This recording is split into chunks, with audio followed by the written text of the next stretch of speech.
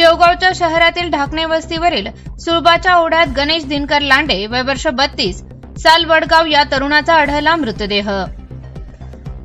दिनांक 11 एप्रिल 2026। याबाबत सविस्तर वृत्त असे की शेवगाव शहरातील पूर्व भागातील सुळबाच्या ओढ्यावर एका तरुणाचा गंभीर जखमी अवस्थेत पडल्याची खबर शेवगाव पोलिसांना समजली। तत्काळ दुपारी 3 वाजता घटनास्थळी पोलीस पोहोचले असता सबलोक यांच्या मळ्यात एका तरुण रक्ताच्या थारोळ्यात पडल्याचे पोलिसांनी पाहिले।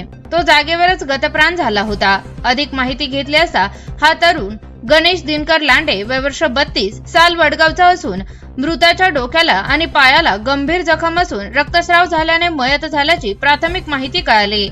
पोलिसांनी मृतदेह ताब्यात घेत पोस्टमॉर्टमसाठी शेवगावच्या सरकारी ग्रामीण रुग्णालयात नेला आहे। उत्तरीय तपासणीनंतर मृत्यूचे कारण समजेल।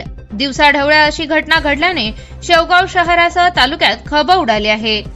प्रतिनिधी आयाज शेख, ATV न्यूज, अहिल्यानगर।